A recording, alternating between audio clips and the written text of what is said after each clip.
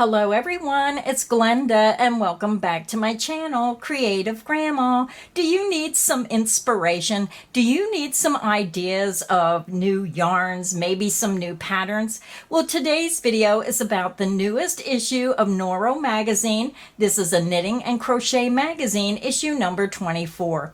You can knit it your way, top down or bottom up. Trending cool crochet plus chic summer scarves. Now this magazine sells for $9.99 in the US and $10.99 in Canada.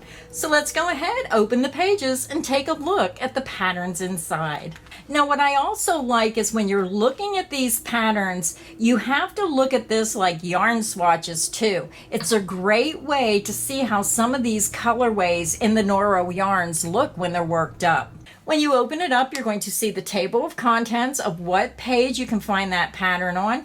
You're going to see advertisements for yarn, and then you can also read all kinds of information about their latest yarn. You can see new collectible books, and then they do give you a history about Noro Yarns, which I think is fascinating to read all about how this yarn was created. So the first pattern you're going to see in the book is the seedling scarf. This is a beginner skill level, and projects using basic stitches may include basic increases and decreases.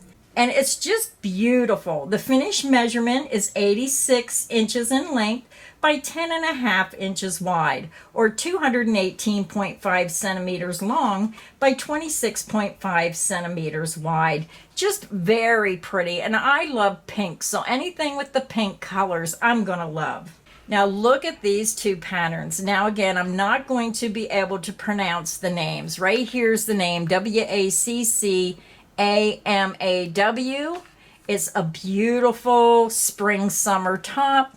It says the stitch work is the star of Orenstein's jacket, crocheted in citrusy Sonata Shima. And again, I'm so sorry I can't pronounce some of these names. This top over here, it says crochet is here to stay and it's trending in a big way. Here we share the top crochet looks reimagined in the colors of Noro. So this one is Edesto. Interlocking ovals bring a sense of old world charm to McGill's ruffled tank. Crocheted in Sonata number 19. They are made of stacked shell stitches that are later segmented by spike stitches, each of which are worked into a space 2 rows below. Rapid increases shape the double crochet ruffle. Half double crochet enforces the straps. The next two patterns you're going to find now, all the instructions are in the back, so I cannot tell you the different sizes or I'd be leafing back and forth throughout the whole video. So for this video, I'm just going to show you the patterns. The next sweater on the left, it says number 3 is the Cat Awab. Mershan puts a graphic angle on the granny square. Her bell sleeve pullover is worked top down with corner increases forming the raglan seams. So very nice little granny style top. The next top, I'm not sure where they come up with these names. It's Congaree. It's a pineapple motif circle the yoke of Mershan's lacy top, which is crocheted in the round from the neckline. Popcorn stitches and treble crochet V adorn the flounce sleeves. The body is worked in shell mesh with a peacock edge lace. The next two patterns, the pattern on the left is Pata Pipsco, a little tough, a little sweet. The chain maul inspired mesh pattern of Drysdale tank is cleverly formed by alternating rows of double crochet shells with chain stitch anchored by single crochet.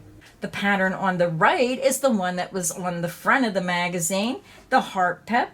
Outside square motifs worked in alternating rounds of double and triple crochet form the body of Drysdale polo tunic. The meshy fabric drapes across the body, complementing the oversized fit. Single crochet ribbing formed into the back loops forms the plackets and collar. So just a great way to use up some crochet squares. And then the next pattern on the left is Hooked on You. McGill captures the granny girly qualities with the vest worked in 4 pastel shades of Sonata. And then over here you're going to see just a look at all the ones I just showed you. Now we have some beautiful scarves.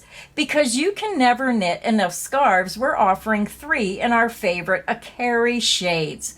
So the first one over here is called Bubbles. Serene in the violet and indigo of colorway number 10, Kazoo. It's an easy garter ridge scarf. This beautiful colorway here, look at this. This scarf here is called Blossom. Everything's rosy in this daisy stitch scarf, shown in colorway number 9, Toshima. Gently tapered with shaping worked at either end, it features an I-cord boarding knit in along the edges. The increases are cleverly worked into the daisy stitches, making this an intermediate project. Very pretty for this one.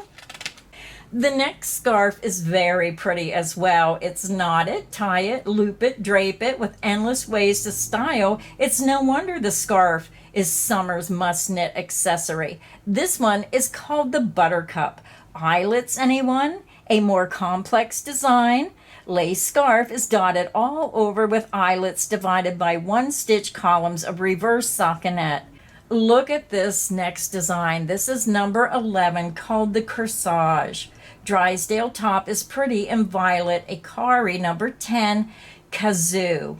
Front and back are worked from the eyelet rib hem to the entrelacked yoke. Next pattern, the one on the left, is pattern number 12, Cable and Cleft. Multi-dimensional cables add weighty drape to Wilkins' airy asymmetrical shawl. The next pattern on the right is a crocheted pattern. It's called the Triangle and Trapezoid. The simpler the stitch, the more dazzling the colors. This trapezoid wrap employs crocheted granny triangles to isolate the rich jewel tones of silk garden sock. The shape allows for versatile styling options, draped around the shoulders or tied at one shoulder. The next 2 patterns, the one on the left, is pattern number 14, the Lasset and Line. This shawl starts simply enough with a traditional triangle shawl shape, knit from the center out. This next one over here on the right is Contrast and Chevron. The chevron color blocks on this triangle shawl pay tribute to traditional methods of Japanese wood joinery, a technique that uses mitered interlocking shapes. Single and triple crochet panels alternate single shades of Sonata color number 18 and Acaria color number 05. Narrow wings are worked with increases from each point, then joined with slip stitches. Finally, the back panel is worked with decreases to end the point.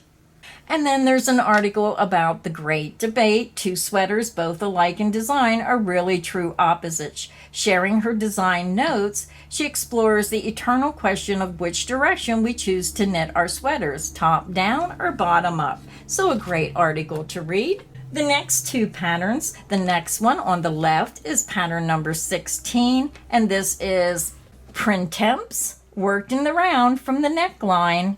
This Raglan pullover evokes spring blossoms, shaped with increases and featured twin lace and cable panels running down the front and back. The pattern on the right is pattern number 17. It's spelled F-E-T-E, so I'm not sure how you pronounce it, feet. This Raglan pullover is worked flat from the eyelet garter lower edges, and then paired double helix eyelet cables worked along the Raglan seam at the front and back yoke. Isn't this cute? The next 2 patterns, you're going to see a pair of pants. These are easy to knit and easy to wear. Flared leg pants are worked flat, one leg at a time, in mirrored pieces that are seamed in finishing. The next pattern on the right is pattern number 19, Eldridge. The tropical pastels spotlight this V-neck vest, which keeps the design in simple with minimum shaping and a showpiece cable at the center. Now, I fell in love with this sweater as soon as I seen it because this is something that reminds me of something cozy and comfy you would want to wear around the house when it's chilly. I just thought this was wonderful. This is pattern number 20, Essex. Bring a beach vibe to your office slacks in this poncho pullover. Now this is a knit pattern. The single ribbing trims the hems and flows up through the edging on the open sides. Deep shoulder shaping creates a sleek drape fit. The pattern on the right is pattern number 21, Willet. This long line vest is worked throughout in a textured waffle stitch. The body features subtle A-line shaping while the shoulders are shaped with short rows. Hem facing finish the look. Oh, look at this. This is also right up my alley. I just think this is so pretty. I would love to have this. This is pattern number 22 on the left. This fringe poncho pullover is knit side to side in reverse stockinette stitch. Isn't that pretty? Oh my goodness. I just love the colorway. I like the little fringe on the bottom. And this is something that I would probably wear every day when I go out when it's chilly. The pattern on the right is also gorgeous in this beautiful purple blend color. This is pattern 23, Courtlant. The body and sleeves of Newton's Raglan pullover are worked flat with tailored compound shaping. A background of basket weave stitch grounds a ribbed cable that runs up the center front and flows into the neckline. When you turn the page, you're going to see the Blooming Beauty. This is Nikki Epstein's crochet blanket, makes a flowery statement. So if you like a flowery afghan, look at this. I know I have a little bit of a glare. There it is. And then here's another photo. It's called the Tunisian Sunshine. It's pattern number 24. So if you like those lacy, flowery blankets, you may enjoy that pattern. I am seeing so many patterns in this issue. Look at this one. I'm going to go from left to right. The first pattern on the left, a new shade for summer. This is Buttercup, recalls golden fields with a leaf lace pattern worked throughout the bodice and sleeves of a V-neck cardigan. Isn't that just pretty? I love that color, but this one, oh my goodness, this looks so comfy and cozy. This is pattern number 26. Now this is a knit pattern. Front and back are knit flat, forming deep high-low side vents. The generous knit 2 purl 2 ribbed neckband is tailored at the center front and mitered decreases. I just think that is so adorable. And it just has that cozy look to it. Just something that could be dressy as well as casual. Then on the right, you're going to see pattern number 27. Again, I have trouble pronouncing some of these names. Undilating mesh panels interspersed with purl ridges. Stockinette stitch allows plenty of drape through the bodice. The narrow reverse stockinette button bands are knit along the fronts. Just another wonderful pattern. Then we have 3 more patterns here. Pattern number 28. 2 panels work flat to form the front and back. Put this colorway on full display. Diminishing diamonds embellish the yoke, which is knit in the round. The next pattern is pattern number 29, right here in the center. Sweet as candy, the confetti rainbow of Petto number 1 gets added dimensions from a slip stitch textured pattern worked above the vent hem. It's worked simply by making a yarn over, then passing it over the next 2 stitches. Then the pattern on the right is pattern number 30. They have so many wonderful patterns in this issue. Front and back are knit the same, each one large square before the pieces are joined for the yoke. With cast on stitches making cap sleeves, the lace pattern yoke creates dusky waves in violet, lime, and navy. Just a beautiful colorway. And then there's an article about On the Road Again with writer Sadie Horton sharing her adventures traveling around North America with her Noro knitting in her home and away from home. And then it shows you some pictures, so a nice little article. And then you're going to see all the patterns in a photo shoot of what I showed you in the magazine. Sorry about that glare on the bottom. Now, I have seen several, and the sad thing is that I don't know how to knit, but I've seen several of these patterns that I would absolutely love to have. I think out of all the ones I've shown, I believe this pattern, number 26, was my favorite. So if you know the pattern number of your favorite, please make sure you write that in the comments section underneath the video. Again, this is the Noro Spring Summer 2024 gallery of patterns, and there's something for everyone, especially if you knit. But there is still some crochet projects in this magazine. And then the back of the magazine, you're going to see all the illustrated instructions. They're all in the back with the different sizes. And again, when a magazine is laid out this way, I have a hard time getting all the sizes and everything. What I like best is they do have an index in the back of the magazine. It shows you the skill levels, the standard yarn weights, but best of all, it tells you where you can find the Noro yarns in your area. So you just have to go through all the information, find out where you live, and look it up in the book. And then on the back, you can see an advertisement for some beautiful project tote bags. Now these look really high end and really nice. So that center one is really pretty. But that is the inside look at all these beautiful crochet and knit patterns available in the newest issue of Noro Magazine, issue number 24. Now you can find this online. You can go to Barnes & Noble's, Books A Million, and look for this magazine. Even your local library might have it for free. So thank you everybody for stopping by. I hope this video has given you some inspiration to maybe try a Noro yarn, or maybe just make one of these patterns. So until next time, stay inspired and happy crocheting. Bye everyone.